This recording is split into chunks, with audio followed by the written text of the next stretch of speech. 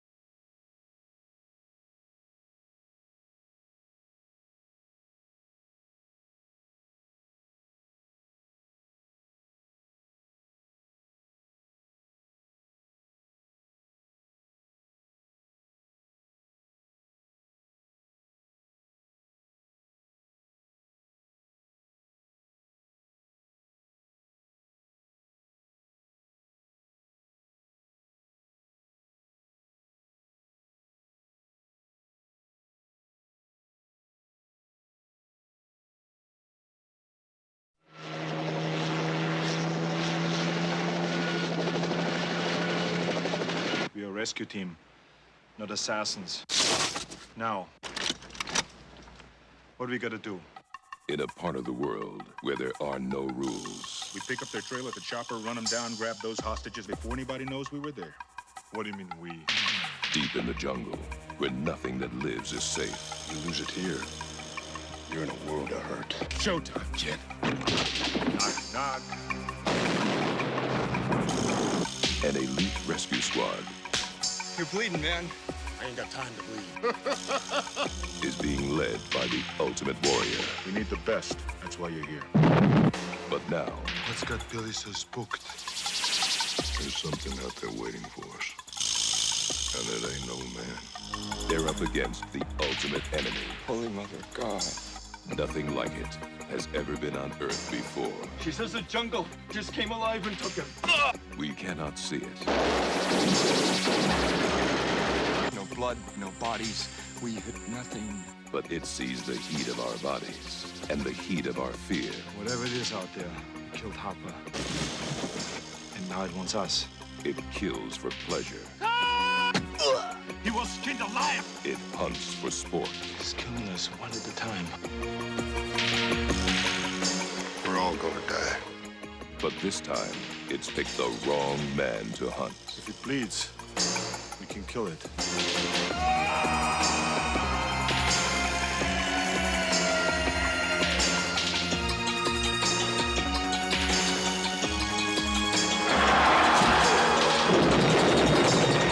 20th Century Fox presents Arnold Schwarzenegger. Predator. The hunt begins Friday, June 12th at theaters everywhere.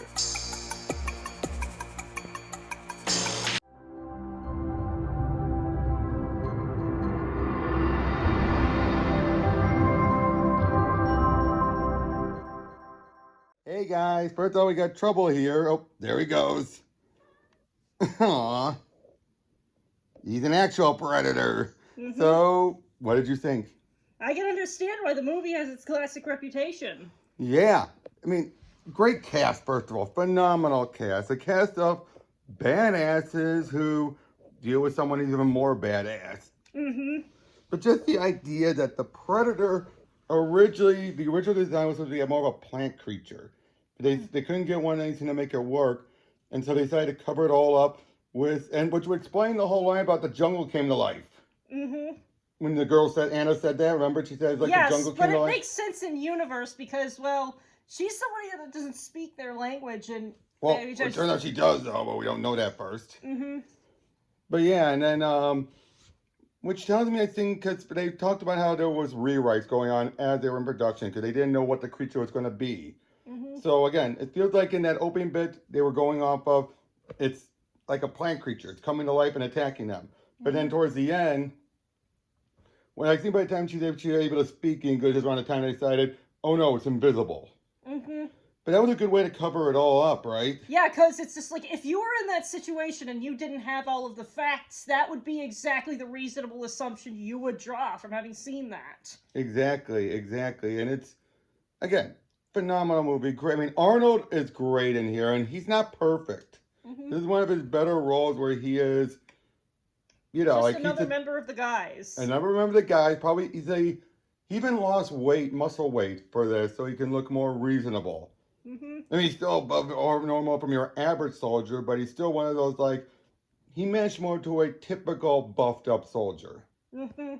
And Carl Weathers as Dylan was great.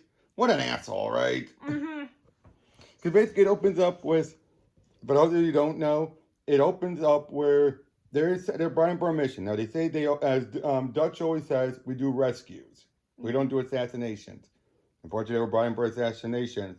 Although, to a degree, there was some rescuing. They were just too late. Mm-hmm. And by the end of it all, after then, they have Anna, the one female character, prisoner. Eventually, then the Predator shows up and starts taking them off one by one.